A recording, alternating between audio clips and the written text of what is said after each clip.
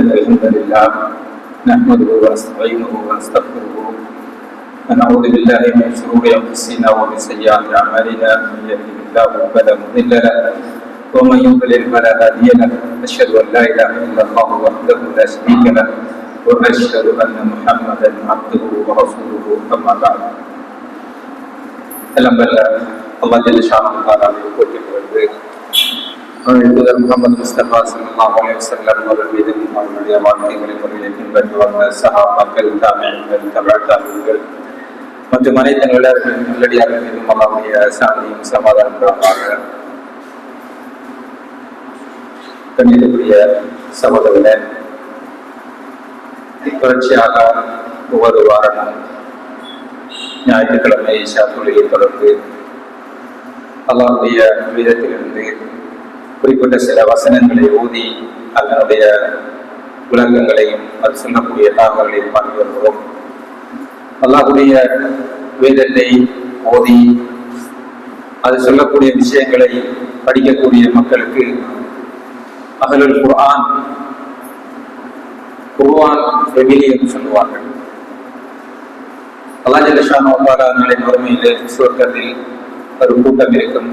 அந்த கூட்டம் அஹ்லுல் குர்ஆன், அல் குர்ஆனை ஓதிய, அல் குர்ஆனை பற்றி பேசிய, அல் குர்ஆன் வசனங்களை விளங்கிய கூட்டம் என்று நாளை மறுமையிலே நாம் ஓதக்கூடிய, நாம் படிக்கக்கூடிய வசனங்கள் அல்லாஹ்விடத்தில் நமக்காக சிபாரிசு செய்கின்றன என்றெல்லாம் ரசூலுல்லாஹி ஸல்லல்லாஹு அலைஹி வஸல்லம் சொல்லியிருக்கிறார்கள்.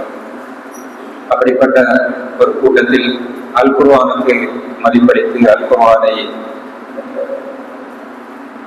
வாசித்து விளங்கக்கூடிய அந்த கூட்டத்தில் நம் அனைவரையும் அல்லாஹ் ஜல்ல ஷானஹு வ தஆலா ஒன்று சேர்க்க வேண்டும் என்று அல்லாஹ்விடத்திலே பிரார்த்திக்கிறேன். அன்புள்ள சகோதரர்களே, நம்முடைய தொடர்ச்சியில் இன்று அல் குர்ஆனுடைய 88வது அத்தியாயத்தின் முதல் 7 வசனங்களை சுருக்கமாக பார்க்கலாம் நினைக்கிறேன். 88வது அத்தியாயம் சூரத்துல் அகாஷியா, சோழ்ந்து கொள்ளக்கூடியது என்பதனுடைய அர்த்தமாகும். இது மக்காவில் இறக்கப்பட்ட அத்தியாயம். மக்காவில் இறக்கப்பட்ட அத்தியாயத்திற்குரிய சிறப்பம்சங்கள் இதில் இருக்கின்றன. மக்காவில் இருந்தவர்கள் குறைஷி காஃபிர்கள், மறுமையை மறுத்தவர்கள், சுவர்க்க நரகத்தை மறுத்தவர்கள், அதை நம்பாதவர்கள், கவிதையில் கோலோற்றியவர்கள். அதனால் இந்த அத்தியாயமும் கவிதை வடிவில் இருப்பதை நாங்கள் பார்க்கலாம். இதற்கு சூரத்துல் காஷியா என்றும் சொல்லப்படும். அதே போன்று சூரத்து ஹல் அதாக ஹதீதுல் காஷியா என்றும் சொல்லப்படும். இதனுடைய சிறப்பம்சங்களில் மிக முக்கியமானது ரசூலுல்லாஹி ஸல்லல்லாஹு அலைஹி வஸல்லம் அவர்கள் தங்களுடைய ஜும்ஆ தொழுகையில் 2வது ரக்அத்தில் இந்த சூரத்தை தான் ஓதுவார்கள். அதே போன்று பெருநாள் தொழுகையிலும் 2வது ரக்அத்தில் இந்த சூரத்தை ஓதுவார்கள். இந்த சூரத் முழுக்க முழுக்க மறுமையோடு சம்பந்தப்பட்டது, சொர்க்கம் நரகத்தோடு சம்பந்தப்பட்டது. மோமின்கள் மறுமையில் எப்படி இருப்பார்கள், காவிர்கள் மறுமையில் எப்படி இருப்பார்கள், பாவிகள் மறுமையில் எப்படி இருப்பார்கள் என்பதை பற்றி சொல்லுகிறது. அதனால் வெள்ளிக்கிழமை ஒரு முஸ்லிம்களுடைய பெருநாள் தினம். 2 பெருநாட்கள் வருகின்றன, அதுவும் சந்தோஷமாக இருக்கக்கூடிய அந்த தினம். இருந்தாலும் அந்த தினத்தில் நீங்கள் மறுமையை மறந்து விடாதீர்கள் என்பதை ஞாபகப்படுத்துகின்ற அடிப்படையில் இந்த அத்தியாயம் அமைந்திருக்கிறது.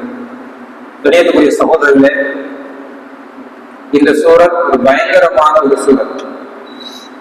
இந்த சூரத்துடைய கருத்து ஒரு மனிதனுடைய உள்ளத்தில் புகுந்து அது அவனில் மாற்றத்தை அவனிடத்தில் கொண்டு வரவில்லை என்றால் உண்மையிலே அவன் ஒரு மனிதன் கிடையாது, ஒரு மூமின் கிடையாது. இந்த சூரத்தை நாம் அடிக்கடி கேட்கிறோம், ஒவ்வொரு ஜுமாவிலும் கேட்கிறோம். ஆனால் இதனுடைய கருத்து நமக்கு தெரியாது. இதனுடைய கருத்தை கொஞ்சம் பாடமாக்க வேண்டும். இதிலே வரக்கூடிய ஒரு சில சொற்களுடைய கருத்தை நாம் கிரகித்துக் கொள்ள வேண்டும், விளக்க வேண்டும். அந்த அத்தியாயம் தொழுகையில் ஜுமாவில் ஓதுகின்ற போது அதனுடைய கருத்து நமக்கு கொஞ்சம் வர வேண்டும். அப்படி வருமாக இருந்தால் நிச்சயமாக நம்முடைய உலகில் நிறைய மாற்றங்கள், நம்முடைய செயற்பாடுகள் நிறைய மாற்றங்களை இந்த சூரத் ஏற்படுத்தும். இணையத்துக்குரிய சகோதரர்களே, அல்லாஹ் ஜல்ல ஷானஹு தஆலா இந்த சூரத்தை ஆரம்பிக்கின்ற போது ஹல் அதாக ஹதீஸுல் மகாஷியா, ஹல் என்கின்ற அந்த வசனத்தை கொண்டு, அந்த சொல்லை கொண்டு ஆரம்பிக்கின்றார். ஹல் என்பது சாதாரண ஒரு வசனத்தை கேள்வி வசனமாக மாற்றக்கூடிய ஒரு எழுத்து. ஹல் ஜா என்றால் வந்தான் என்பது அர்த்தம். ஹல் ஜா என்றால் வந்தானா. அந்த ஒரு சாதாரண வசனத்தை கேள்வி வசனமாக மாற்றுகிறது. ஹல் அதாக, உன்னிடத்திலே வந்ததா, உனக்கு தெரியுமா? அல்லாஹ் ஜல்ல ஷானஹு தஆலா கேள்வி கேட்டு இந்த வசனத்தை ஆரம்பிக்கிறான். எதற்காக என்றால், இந்த வசனத்தை கேட்கின்ற போது அது எதை சொல்லுகிறது என்பதை மக்கள் கொஞ்சம் ஒரு அலர்ட்டோடு கேட்க வேண்டும். உதாரணமாக நாம் ஒரு செய்தியை சாதாரணமாக சொல்வதற்கு, இப்படி சொன்னார் என்று சொல்வதற்கு, ஒரு விஷயம் சொல்லி இருக்கிறார் நமக்கு தெரியுமா என்று கேட்பதற்கு வித்தியாசம் இருக்கிறது. சாதாரண ஒரு விஷயத்தை சொன்னார், அவர் கேட்டுவிட்டு போவார். ஆனால் இப்படி ஒரு செய்தி ஒன்று பரவுகிறது, இப்படி செய்தி ஒன்றை நான் பேஸ்புக்கில் பார்த்தேன், நீ பார்த்தாயா? ஒரு செய்தி பரவலாக பேஸ்புக்கில் சுத்துகிறது, நீங்க பார்த்தீங்களா என்று கேட்டா அவர் கேட்பார், என்ன செய்தி என்று கேட்பார். நாம அப்ப என்ன செய்தி என்று கேட்டதுக்கு பிறகு அந்த செய்தியை சொல்லும் போது அவர் கொஞ்சம் ஆழமாக அதை கேட்க ட்ரை பண்ணுவார். நாம ஒரு செய்தியை சொல்லுகின்ற போது அவ்வளவு ஆழமாக கரிசைகள் அதை கேட்க மாட்டார் சில நேரங்கள். அதனால் அல்லாஹ் ஜல்ல ஷானஹு தஆலா இது முக்கியமான செய்தி என்பதை சொல்வதற்காக ஹல் அதாக ஹதீஸுல் மகாஷியா, மூடிக்கொள்ளக்கூடிய ஒரு அந்த விஷயத்துடைய செய்தி உங்களுக்கு வந்துட்டா, உங்களுக்கு தெரியுமா? மூடிக்கொள்ளக்கூடிய ஒன்று இருக்கிறது, அது உங்களுக்கு தெரியுமா என்று அல்லாஹ் ஜல்ல ஷானஹு தஆலா கேட்கிறார். ஹல் அதாக ஹதீஸுல் மகாஷியா. கணியத்துக்குரிய சகோதரர்களே, இந்த செய்தி அல்லாஹ் ஜல்ல ஷானஹு தஆலா ஏன் கேள்வி கேட்டு ஆரம்பிக்கிறார் என்றால், வெறுமனே நம்முடைய காதுக்கு மாத்திரம் அது வந்துவிட்டு செல்ல வேண்டும் என்பது கிடையாது. இன்று நிறைய வசனங்கள், நாங்கள் மறுமையை பத்தி இதை மூடக்கூடிய ஒரு செய்தி, மறுமையை பத்தி இது சொல்லுகிறது. மறுமையை பத்தி நாங்கள் நிறைய கேள்விப்பட்டிருக்கிறோம், மறுமையை பத்தி நிறைய பயான்கள் கேட்கிறோம், குர்ஆன் வசனங்களில் கேட்கிறோம். ஆனால் அது வெறுமனே காதோடு வந்து போய்விடுகிறது. அல்லாஹ் ஜல்ல ஷானஹு தஆலா இதில் விரும்புவது என்னவென்றால், இது உங்களுடைய காதோடு வந்து போய்விடக் கூடாது, அது உங்களுடைய உள்ளத்தை தட்ட வேண்டும், உள்ளம் வரையும் அது செல்ல வேண்டும். அதனால் தான் அல்லாஹ் ஜல்ல ஷானஹு தஆலா கேள்வி கேட்டு ஆரம்பிக்கிறார். வெறுமனே கேட்டுவிட்டு போகாதீர்கள், அதை உள்ளத்துக்கு அனுப்புங்கள். அந்த உள்ளத்தை அனுப்பி அதில் உள்ளத்தில் தாக்கம் செலுத்தக்கூடிய அளவுக்கு சிந்தியுங்கள். அல்லாஹ் ஜல்ல ஷானஹு தஆலா நமக்கு சொல்ல வருகிறார். ஹல் அதாக ஹதீஸுல் மகாஷியா, மூடக்கூடிய செய்தி. ஏனென்றால் மறுமை நாளில் சில விஷயங்கள் நம்மளை மூடிக்கொள்ளும். அந்த மூடிக்கொண்டால், ஏன் அல்லாஹ் ஜல்ல ஷானஹு தஆலா ராஷியா என்று அந்த மறுமைக்கு ஒரு பெயர் சொல்றான் என்றால், அது மூடிக்கொண்ட தப்ப முடியாது. முன்னால வந்தா பின்னால போய்த்திடலாம், வலது பக்கம் வந்தால் இடது பக்கம் போய்விடலாம், இடது பக்கம் வந்தால் வலது பக்கம் போய்விடலாம், பின்னால் வந்தால் முன்னால் போய்விடலாம். ஆனால் நம்மை மூடிக்கொண்டால் ஒரு பக்கமும் போய்விட முடியாது, அங்கே தப்ப முடியாது என்று அல்லாஹ் ஜல்ல ஷானஹு தஆலா சொல்கிறான். அந்த மூடிக்கொள்ளக்கூடிய விஷயம் எது? ஊதப்படக்கூடிய சூர் ஊதப்பட்டா அதுக்கு பிறகு நம்மளால ஒன்றுமே செய்ய முடியாது, தௌபா செய்ய முடியாது, இஸ்திக்ஃபார் செய்ய முடியாது, மாட்டிக்கொண்டுதான் ஆக வேண்டும், அதற்கு பின்னால் வழி கிடையாது. அதனால் அது வாசியா, மூடிக்கொள்ளக்கூடியது. நாளை மறுமையில் வேதனை நம்மளை மூடிக்கொள்ளும், தப்ப முடியாது. நாம் அல்லாஹ் ஜல்ல ஷானஹு தஆலா கேள்வி கணக்கு கேட்பதற்காக வருவாங்க. பாவிகளுக்கு முன்னால் நரகம் விளங்கும், வலது பக்கம் ஓட ட்ரை பண்ணுவான், இடது பக்கம் ஓட ட்ரை பண்ணுவான், பின்னால் ஓட ட்ரை பண்ணுவான். ஒரு பக்கம் ஓட முடியாது, அது மூடிக்கொள்ளும், தப்ப முடியாது, மூடினா தப்பு இயலாது. அதனால அல்லாஹ் ஜல்ல ஷானஹு தஆலா அது வாஷியான்னு அதுக்கு பேர் வச்சுக்கிறான். வேற வழியே இல்லை, உலகத்துல மாதிரி தப்ப முடியாது.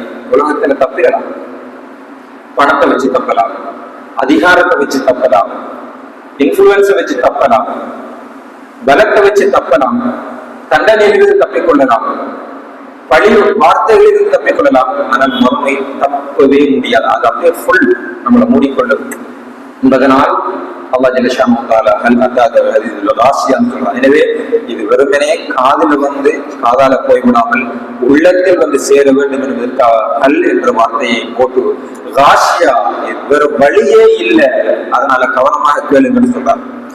உஜூஹியோம இது காசியா, அந்த மூடிக்கொள்ளக்கூடிய அந்த நிலைமை வந்துட்டா அங்க உஜூஹ் முகங்கள், வஜ்ஹ் என்றால் முகம், உஜூஹ் என்றால் முகங்கள். இந்த சொல்லுகளை கொஞ்சம் பாடமாகிறீங்கன்னா அந்த அத்தியாயம் ஓதக்குள்ள கொஞ்சம் நமக்கு அந்த கருத்து விளங்கும். உஜூஹ் யௌம் என்ற நாள், யௌமுல் கியாமத் சொல்லும் மறுமை நாள். யௌம இதின் அந்த நாளில் முகங்கள் காசியா, பயத்தினால் விழிவடைந்திருக்கும், பயந்து போயிருக்கும். என்ன நடக்க போகுதுன்னு தெரியாது, நமக்கு அழிவந்தது கன்ஃபார்ம் ஆயிடும். பாவிகளுக்கு அவங்க மாட்டிக்கொண்டாங்க கன்ஃபார்ம் ஆயினா முகம் மாறிடும். எப்பவும் தான் நம்ம ஏதாவது ஒரு விஷயத்தை செஞ்சுட்டு அதுக்கு நியாயமான காரணங்கள் சொல்லும் வரையும் முகம் ஒரு வகை அறிக்கும். ஆனா தப்பவே முடியாமல் அல்லது காரணம் சொல்லவே முடியாம ஒரு ஏதாவது ஒரு ஆதாரத்தை கொண்டு வந்து வச்சுட்டா, இதுக்கு மேல கதைக்கவே ஏறாது என்ற அளவுக்கு ஒரு ஆதாரத்தை கொண்டு வந்து வச்சா, அதுக்கு பிறகு நாம காரணம் சொல்ல முடியாத ஒரு நிலை வரும்போது தலைகுனி வரும். தலைகுனி வரப்ப முகம் வாங்கும்.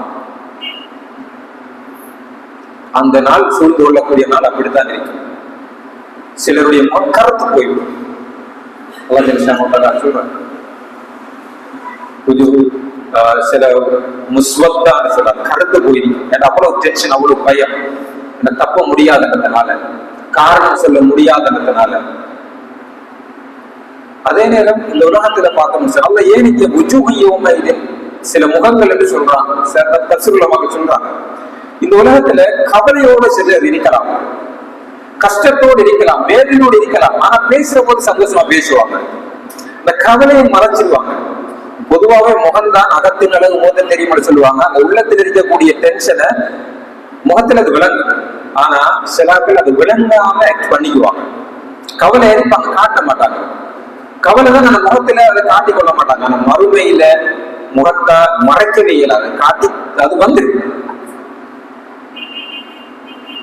அந்த நம்மட பயம்பலியை வரும், பயம்பலியை காட்டுப்படும். அதனால நம்ம ஜெலிஷான உஜூஹியோம இது காசியா, அந்த நாளில் முகங்கள் விழிவடைந்து கருப்பாகி பயத்தில் டென்ஷனாக இருக்கும். என்ன நடக்கும்ன்றது எல்லாரும் பாவி அவனுக்கு என்ன நடக்கும் போது நான் கெஸ் பண்ணிடுவான். அங்குடைய சகோதரர்களே, ஒரு கற்பனை செய்து பாருங்கள், ஒரு கோர்ட்ல இல்லாட்டி ஒரு பிரச்சனையில மாட்டிக்கொண்டு அதுல கன்ஃபார்ம் நம்ம செஞ்சது தவறு கன்ஃபார்ம் ஆயிட்டு பெரிய தண்டனை கிடைக்கும். ஆனா நம்ம தப்புறதுக்கு ஃபுல்லா ட்ரை பண்றோம், அது காரணம் சொல்றோம், நியாயங்கள் சொல்றோம், எதிராளிக்கு அப்படி இல்லை இப்படி இல்லைன்னு எல்லாம் சொல்றோம், ஒரு தைரியத்தோட பேசுறோம். ஆனா சரியான ஆதாரத்தை கொண்டு வச்சுட்டா அதுக்கு மேல பேசலாம்னு சொன்னா கூனி குறுகி மோத தொங்க போட்டுட்டு அவமானப்பட்டு அப்படி ஒரு நிலைமை வரும். அல்லாஹ் ஜல்ல ஷானஹு மறுமையில் அந்த நிலம் அப்படியான முகங்கள் இருந்தால் நம்மை பாதுகாக்க வேண்டும். நாளை மறுமையில் சந்தோஷமான முகங்களை அல்லாஹ் ஜல்ல ஷானஹு முகத்தை ஆக்க வேண்டும். இந்த குர்ஆன் வசனங்கள் அதற்காக நமக்கு ஷஃபாஅத் செய்ய வேண்டும். மறுமையில் முகங்கள் கருத்தவர்களாக அல்லாஹ் ஜல்ல ஷானஹு நம்மை ஆக்கிவிடக் கூடாது. ஆமிலத்துன் நாசிபா, இவர்கள் யார் என்றால் ஆமிலத்துன் நாசிபா, ஆமிலா கடுமையாக ஒர்க் பண்ணியவர்கள். இந்த உலகத்தில் நிறைய வேலை செஞ்சாங்க, இருந்தாலே நரகத்துக்கு தான் போறாங்க. ஏன் அவ்வளவு வேலை செஞ்சு நரகத்துக்கு போகணும்? அவங்க ஆமிலா கடும் ஒர்க் பண்ணிச்சு. ஒன்று ஹராம் ஹலால் பார்க்காம பிழையான வேலை செஞ்சவர்கள், மக்களுக்கு உதவி செய்ய மாட்டாங்க, அநியாயம் செய்வாங்க, நிறைய உழைப்பாங்க, ஹராம் நிறைய வேலை செய்வாங்க, ஓடி ஓடி ஓடி ஆமிலாங்க ஒர்க் பண்ணிட்டே இருப்பாங்க. அவங்களுக்கு தொழில் தெரியாது, என்னடா பிஸி வேலை செய்தவர்கள். என்ன வேலை செய்தவர்கள்? மார்க்கத்தை புறக்கணித்து வேலை செய்தவர்கள், மார்க்கத்தை புறக்கணித்து பிசினஸ் பண்ணியவர்கள், தொழுகையை புறக்கணித்து பேசிக் கொண்டிருந்தவர்கள், தொழுகையை புறக்கணித்து நிகழ்வுகள் நடத்தியவர்கள், தொழுகையை புறக்கணித்து தொழில் செய்தவர்கள், அல்லாஹ்வுடைய சட்டங்களை புறக்கணித்து பிசினஸ் செய்தவர்கள், அல்லாஹ்வுடைய சட்டங்களுக்கு மாறு செய்தவர்கள், இப்படி நிறைய வேலை செஞ்சிருப்பாங்க, ஆனா மார்க்கத்துக்கு முரணா செஞ்சிருப்பாங்க. இன்னும் கொஞ்சம் பேர் வேலை செஞ்சிருப்பாங்க, நிறைய வேலை செஞ்சிருப்பாங்க, மார்க்கத்துக்காகத்தான் வேலை செஞ்சிருப்பாங்க, ஆனா அல்லாஹ்வுக்காக நினைக்காது. நிறைய உழைச்சிருக்கிறாங்க, நிறைய தர்மம் செஞ்சிருக்கிறாங்க, ஜிஹாத் செஞ்சிருக்கிறாங்க, ஜக்காத் கொடுத்திருக்கிறாங்க, தொழுகையில கலந்து கொண்டிருக்கிறாங்க, நிறைய வேலை செஞ்சாங்க. ஆனா என்ன வேலை செஞ்சாங்க? யாருக்காக வேலை செய்தாங்க? இதுங்கதான் பிரச்சனை. வேலை செய்யறது பிரச்சனை இல்லை, தொழுவது பிரச்சனை இல்லை. தொழுவது ஒரு வேலை செய்யறது, ஜக்காத்து கொடுக்குற வேலை, ஜிஹாத் செய்யற வேலை, வேலை செய்யறதுல பிரச்சனை. ஆனா அவங்க என்ன சொல்றாங்கன்னா, என்ன வேலை செஞ்சாங்க, யாருக்காக அந்த வேலை செய்யறாங்க?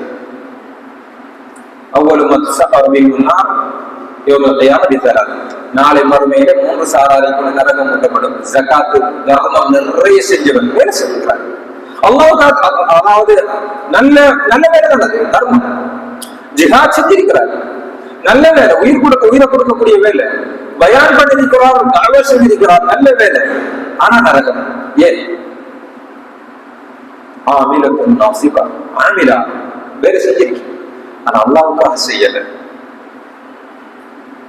அல்லாஹ்வுடைய திருப்பரத்துக்காக செய்யல, மக்களுக்காக செஞ்சது, பெருமைக்காக செஞ்சது, கௌரவத்திற்காக செஞ்சது, அது உலகத்துல கிடைச்சது.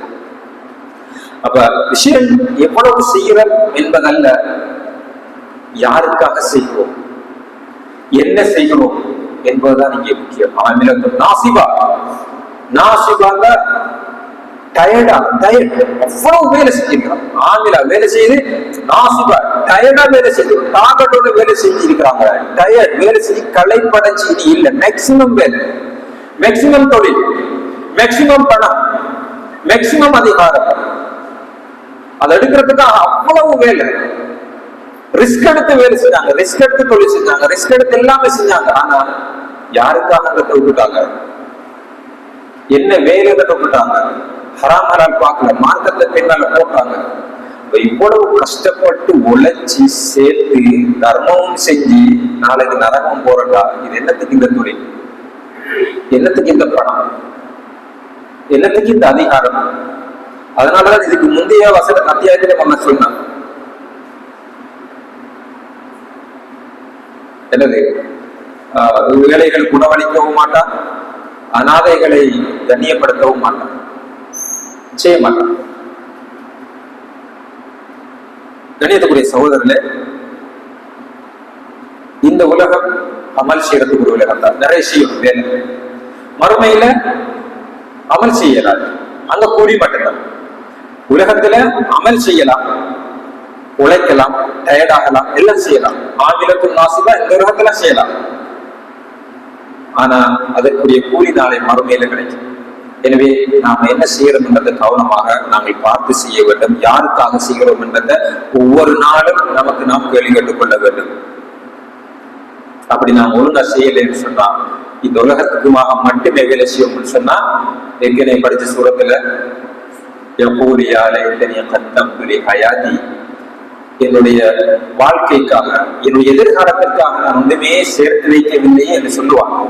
எதிர்காலம் இந்த உலகம் இல்லை, நாளை மறுமையிலேங்கிறதா எதிர்காலம். அதற்காக சேர்க்கலை, ஆனா நிறைய செஞ்சான், நிறைய உழைச்சான், நிறைய எல்லாமே செஞ்சான், ஆனா மறுமைக்காக ஒன்றை சேர்க்கவில்லை என்று கவலைப்படுவான். எனவே முடியுமான வரைக்கும் மறுமைக்காக நம்முடைய இஹ்லாஸான உள்ளத்தோடு நம்முடைய வேலைகளை செய்துவிட வேண்டும். நம்முடைய தொழில் அது இது எல்லாமே மார்க்கத்துக்கு அடுத்ததாகத்தான் இருக்க வேண்டும். தஸ்லா நாரன் ஹாமியா, இதெல்லாம் பார்க்காம நீ ஓடி ஓடி ஓடி உழைக்கிறாய் ஹராம், ஓடி ஓடி உழைக்கிறாய் தொழுகை இல்லை, ஓடி ஓடி உழைக்கிறாய் இபாதத் இல்லை, ஓடி ஓடி உழைக்கிறாய் மற்றவனுக்கு கொடுக்கறல்ல, இப்படியே நீ வாழ்ந்தாயன்னு சொன்னா நீ உழைச்சதும் டயர்டாயும் மிச்சம். தஸ்லா நாரன் ஹாமியா, நாளை மறுமையில் அவன் சேருவான் நாரண ஹாமியாங்க, கொழுந்து விட்டு எரியும், அதாவது மேக்சிமம் சூடு. இப்ப நீ நரகத்துக்கு போயிட்டாய், நரகத்துக்கு கொஞ்சம் பாருங்க, எவ்வளவு ஓடி ஓடி உழைச்சி டயர்டாகி தொழுகை எல்லாம் விட்டு போட்டு, விவாதத்தை விட்டு போட்டு, பயான் நிகழ்ச்சிகளை விட்டு போட்டு, கிளாஸ்களை விட்டு போட்டு, நீ உலகத்துக்காக முக்கியத்துவம் கொடுத்தாய், அல்குர்ஆனுக்கு கொஞ்சம் முக்கியத்துவம் கொடுக்கலாம் இருக்கு, மார்க்கத்துக்காக கொஞ்சம் முக்கியத்துவம் கொடுக்கலாம் இருக்கு, அதுக்கு கொஞ்சம் டைம் ஒதுக்கலாம் இருக்கு. ஆனா எல்லாத்துக்குமே டைம் ஒதுக்குவாய் மனுஷியால கணக்குல, இதுக்கு கொஞ்சம் டைம் ஒதுக்கலான்னு தானே ஓடி ஓடி ஓடி இந்த பிசினஸையும் பார்த்தாய், குடும்ப விஷயத்தையும் பார்த்தாய், எல்லாத்தையும் பார்த்தாய் தானே. நாளை நீ மறுமையில போனா தஸ்லா நாரம் ஹாமியா, நீ நாளை மறுமையில போவாய். அங்க போய் நீ உழைச்சதுக்கு உனக்கு பயன்படாது.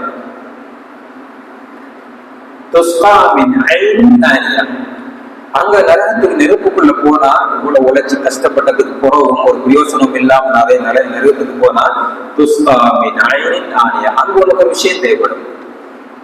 துஸ்காமின் ஐன், அங்க தண்ணி தேவைப்படும்.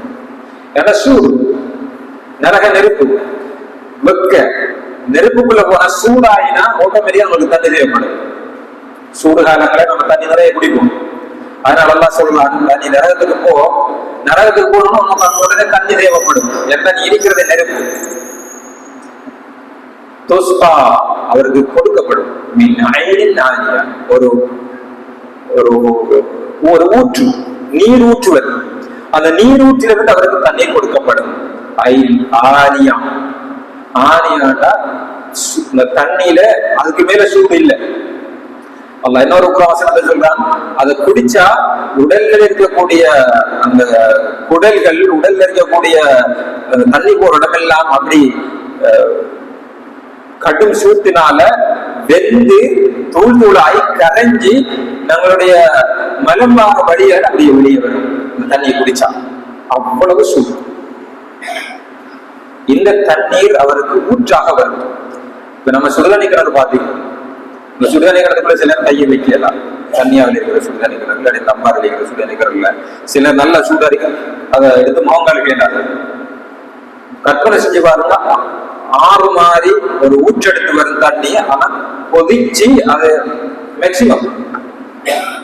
இது இன்னொரு சோதனை நமக்கு சொல்றாங்க, தண்ணீர் தேவைப்படுறவங்க, ஏன்னா அந்த சூட்டுக்கு தண்ணி தான் தேவைப்படுது. அந்த சூட்டுக்கு தண்ணி தேவைப்படுறவனுக்கு தண்ணி இல்லாம இருந்தா கூட பரவாயில்லை, பரவாயில்லை, அந்த கஷ்டம் தான். ஆனா தண்ணி இறுக்கி குடிக்கலாம். இது அதை விட மிகப்பெரிய வேதனை. பசிக்கிறவனுக்கு சாப்பாடு இல்லாட்டி தேடி ஓடுவான். அந்த தேடி ஓடுறதுல அவனுக்கு ஒரு மைண்ட் மாறும். ஆனா சாப்பாடு இருக்கு இல்லையா, அது எவ்வளவு பெரிய வேதனை. அப்ப இவனுக்கு தண்ணீர் தேவை. இனி ஏலா மௌத்தாக போற மாதிரி ஒரு நிலைமை வருது. தண்ணி இல்லாம மௌத்தாக போற நிலைமை, அவ்வளவு தாகம். ஆனா தண்ணி குடிக்கலாம், அவ்வளவு சூடு, வாயில் வைக்கலாம். இருந்தாலும் தாங்க முடியாமல் அந்த தண்ணியை குடிக்கும். குடிச்சா உடல் வெந்து கரைஞ்சி பின்னால இவ்வளவு இதெல்லாம் என்னத்துக்கு சொன்னா, உலகத்துல வேலை செஞ்சது, ஓடி ஓடி வேலை செஞ்சது, ஓடி ஓடி உழைச்சதுக்கு. தொழுகை இல்ல, நோம்பு இல்ல, பயான் இல்ல, தர்மம் இல்ல, இது செஞ்சதுல. துஸ்காமின் ஐனின் ஆனியா. கணியத்துக்குரிய சகோதரர்களே, இதுல இன்னமும் மிக முக்கியமான விஷயத்தை தப்சீர் மக்கள் சொல்றாங்க. துஸ்காமின் ஐனின் ஆனியான்னு சொல்லிட்டு அவருக்கு கடும் சூடான தண்ணீர் கொடுக்கப்படும் என்று சொல்லிட்டு அதுக்கப்புறம் அல்லாஹ் ஸல்லல்லாஹு சொல்றான், லைஸ லஹும் தஆமுன் இல்லா மின் தரீ. லைஸ லஹும் தஆம், அவர்களுக்கு அங்க சாப்பிடுறதுக்கு பசி வருது. இல்லா மின் தரீ, ஆனா சாப்பிடுறதுக்கு அல்லாஹ் சாப்பாடு கொடுப்பான். என்ன சாப்பாடு கொடுப்பான்னா, விஷம் கலந்த முள் நிறைந்த கள்ளி போன்ற சில கள்ளி மரம்ல நாம் சொல்லுவோமே, முள் இருக்கு, பெரிய பெரிய முள்ளு, அது சாப்பிடுறதுக்காக அந்த கொடுக்கப்படும். அந்த தாவரம் சாப்பிடவே இல்லை, அதுல விஷம் கலந்திருக்கு, முள் இருக்கு, ஆனா பசிக்கும். நிலைமை யோசிச்சு பாருங்க. இதுல நான் ஏற்கனவே சொன்ன மாதிரி பசிக்குது, சாப்பாடு இல்லாத ஒரு பிரச்சனை. ஆனா சாப்பாடு இருக்கு, தின்னலாம். சாப்பிடறது அது மட்டும்தான் இருக்கும். அந்த டீமுக்கு அது மட்டும்தான் இருக்கும், வேற இருக்காது. தண்ணி இருக்கும், ஆனா கடந்து சொல்லுதான். குடிச்சுதான் அவனை தின்னுதான், குடிக்காம மேல குடிச்சுமே தான். எவ்வளவு எவ்வளவு பயங்கரமான ஒரு சிச்சுவேஷன் இருக்கு. ஒரு கற்பனை பண்ணி பாருங்க, ஒரு மறுமையில் இருக்கிற மாதிரி இந்த மாதிரியான சிச்சுவேஷன் பாக்குற மாதிரி கற்பனை பண்ணி பாருங்க, ஜீரணிக்க முடியாம இருக்கு. இதுல அல்லாஹ் ஜல்ல இந்த நரகத்துக்கு போனோம் என்ன நடக்கும் என்று சொல்றதுல முதலாவது தண்ணியை சொல்றோம், அது கூட சாப்பாட்டை சொல்றாங்க. அவங்களுக்கு தண்ணீர் கேட்பாங்க, தண்ணீர் கொடுக்கப்படும், அரசு அதுக்கு ஒரு சாப்பாடு கேட்பாங்க, முள் நிறைந்த விஷம் நிறைந்த நஞ்சு நிறைந்த அந்த மரத்திலிருந்து கொடுக்கப்படும். இந்த ஓடரை பொறுத்தவரையில் முதலாவது ஒரு மனுஷனுக்கு பசிச்சு சாப்பாட்டு கூட தண்ணி குடிப்பான், சாப்பிடுறது கூட தண்ணி தேவை. ஆனா அல்லாஹ் இங்க சாப்பாட்டை முதல் சொல்லாம தண்ணியை முதல் சொல்றாங்க. தண்ணி குடிப்பாங்க, தண்ணி குடிக்கல, அதுக்கப்புறம் சூடு சாப்பாடு. ஏன் தண்ணியை முற்படுத்துறாங்க அல்லாஹ்? இதுக்கு சில உலமாக்கள் கருத்துக்கள் சொல்றாங்க. முதலாவது விஷயம், அந்த இடத்துல அவனுக்கு தண்ணி தான் தேவைப்படும் முக்கியமா. ஏன்னா அவன் இருக்கிற இடம் நெருப்பு, நரகம். அவன் நரகத்துல வெக்கையில் இருக்கிற இடத்துல தண்ணி தான் அவனுக்கு அவசரமா தேவைப்படும். அதனால தண்ணிக்கு தான் அவன் ஃபுல்லா ட்ரை பண்ணுவான். அதனாலதான் நல்லா ஜெலிசான தண்ணீரை சுடு தண்ணியை உட்படுத்தி வராங்க. இரண்டாவது இன்னும் ஒரு காரணம் சொல்றாங்க, ஒரு மனுஷனுக்கு பசி தாகம் ரெண்டும் இருந்தா சாப்பாடு இருந்தாலும் அவன் சாப்பிட மாட்டான். பசியும் இருக்கு, தாகமும் இருக்கு, ரெண்டும் இருக்கு, தண்ணியும் இருக்கு, சாப்பாடும் இருக்கு. இவன் எதை முதல் எடுப்பான்னு சொன்னா முதல் கொஞ்சம் தண்ணி குடிக்க தான் சாப்பிடுவாங்க. ஏன்னா தாகத்தை விட தாகம் தான் முக்கியம். பசி அடக்கிறதா இருந்தா கொஞ்சம் தண்ணியை குடிச்சு தான் அவங்க சாப்பாடு ஆரம்பிப்பாங்க. அதனால அவன் அங்க சாப்பாடு இருந்து தண்ணி தான் தருவான். எவ்வளவு பயங்கரமான அத்தியாயம் இது, எவ்வளவு பயங்கரம் அல்லா ஜல்ல இந்த வசனத்தை அமைச்சிருக்கிற அத்தியாயம். அதே போன்று கணியத்துக்குரிய சகோதரர் அடுத்தது அல்லா ஜல்ல சொல்றார், லேசல ஏழாவது வசனம். நரகத்துக்கு போறான், இந்த உலகத்தில் ஓடி ஓடி ஓடி உழைக்கிறான், ஓடி ஓடி ஓடி ஓடி சேர்க்கிறான், ஓடி ஓடி செய்யறான், ராமரால் பார்க்கிறான் இல்ல, தொழுறான் இல்ல, டைம் ஒதுக்குறான் இல்ல, அல்லாவுக்காக கொஞ்சம் டைம் ஒதுக்குறான் இல்ல, அவனுக்கு இந்த உலகம் தான் முக்கியம், மார்க்கத்தை ரெண்டாவதா வச்சுக்கிறான் போல ஓடி கடைசியில நரகத்துக்கு போய் இப்படி சாப்பாடும் இல்லை தண்ணீரும் இல்லாம, சாப்பாட்டுக்கும் தண்ணிக்கும் தான் ஓடுறாய். நாளை மறுமையில உங்களுடைய சாப்பாடும் தண்ணியுமே தான் நீ சேர்த்தது. கடைசியில சொல்றாங்க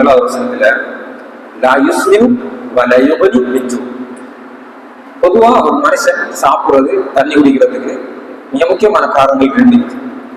ஒன்று, அவனுக்கு ஒரு சக்தி வரும், சக்திக்காக. இரண்டாவது, சாப்பிடுறது பசி போகும். அடுத்த டைம் சாப்பாட்டுக்கு ஒரு டைம் வரும், அடுத்த பசி வரும் வரையும் அது அவரை காப்பாத்தி இருக்கும். அப்ப ஒன்று அவருக்கு பலம் வாரது, ரெண்டாவது அந்த பசி போறது. அல்லா ஜல்ல அந்த ரெண்டையும் சொல்றான். அந்த சாப்பாட்டை திண்டு சரி இதைத்தான் முள்ளத்தான் தின்னுவோம் திண்டான்னு வச்சுக்கோங்க, அதனால அவனுக்கு ஒரு சக்தி வந்து கொஞ்சம் தென்பு வருமானு கேட்டா அதுவும் இல்லை. சாப்பாடு இல்ல, முள்ளு, அதைத்தான் அவன் தின்னணும், அதையும் அவன் தின்னுவான். பயங்கரம். திண்டத்தனால கொஞ்ச நேரத்துக்கு அவனுக்கு பசிய ஒரு சக்தி ஒன்று வருமானு கேட்டா அதுவும் இல்லை.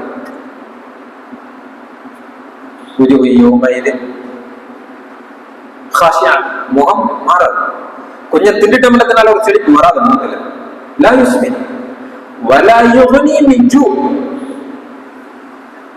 அவன தாகத்தை, அவன பசிய அது அடக்கவும் மாட்டாது. அவ சக்தியும் வராது, பசியும் போகாது. வலையுகனி மிஞ்சும். கொஞ்சம் தின்னுட்டமே, கொஞ்சம் பசி வைத்து அல்ஹம்துலில்லாஹ் ஒரு 5 நிமிஷமாவது தாக்கணும் அப்படின்னு இருக்காது. அப்ப சாப்பாட்டால வரக்கூடிய ரெண்டுமே அவனுக்கு கிடைக்காது. இப்ப தின்னுவான், தின்ன முடிய திரும்ப பசி, குடிப்பான், குடிச்ச முடிய திரும்ப தாக்கப்படுக்கும். அந்த குடிச்சட்டனால கொஞ்சம் டைம் எடுத்து கொஞ்சம் லேட்டாக குடிக்க முடியலாம். குடிச்சுட்டே இருக்கணும், அழுகிட்டே இருக்கும், பின்னால வந்துட்டே இருக்கும். இந்த மாதிரியான நிலைமை யாருக்கு என்று கேட்டால் இந்த உலகத்திலே ஓடித்திருந்தாங்க. அதனால கண்ணியத்துக்குரிய சகோதரர், நிஅமத் என்பது மேலதிகமாக சொல்றதாக இருந்தா, நாளை மறுமையில் அவனுக்கு சாப்பாடு இருக்கும், தண்ணி இருக்கும், ஆனா தின்னவும் மேல குடிக்கவும் மேலாம். அதே மாதிரி அந்த உலகத்துல கொஞ்சம் பேருக்கு நிறைய எரிக்கி, ஆனா தின்னவும் மேல குடிக்கவும் மேலாம். நோய், பிஸி, நிறைய எரிக்கி ஆனா அனுபவிக்கலாம். நிறைய இறுக்கி அனுபவிக்கலாம் அது நியமத்தே இல்லை. நிறைய இருந்து உன்னால பின்னாடி மக்கள் அதை நன்மையாக எடுத்துக்கணும். எனவே நியமத் என்பது நம்மளுடைய இருக்கிறது என்பதற்காக நியமத் அல்ல. இருக்கிறத திண்ணையில மாறிக்கிறது, இருக்கிறது நமக்கு பிரயோசனமா இருக்கிறது. இல்லாட்டி என்னதுக்கு அது ஞானத்தை இல்லை. நாளை மறுமையில இந்த சூடான தண்ணியும் இந்த விஷமான முன்னுரைந்த சாப்பாடு நீக்க மாட்டாங்க. எனவே நீக்கக்கூடிய சகோதரர்களே, இந்த அத்தியாயம் ஒரு பயங்கரமான அத்தியாயம். என்னுடைய கருத்து நம்மளுக்கு விளங்கணும்.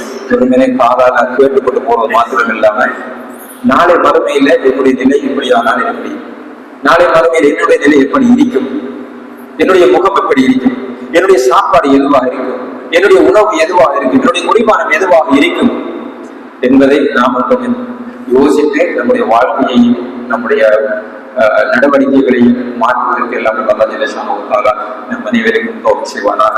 நாளை மறுமையிலே குர்ஆன் ஓதிய, குர்ஆன் வாசித்த, குர்ஆனை படித்த, குர்ஆனை விளங்கிய கூட்டத்துள்ளே சுவர்க்கத்தில் இருந்து நல்ல முறையில் இன்பங்களை அனுபவிக்கக்கூடிய வாய்ப்பை எல்லாம் அல்லா ஜெல்லஷானஹு வ தஆலா நம் அனைவருக்கும் வழங்குவானாக. அஸ்ஸலாமு அலைக்கும் வரஹ்மத்துல்லாஹி வபரகாத்துஹு.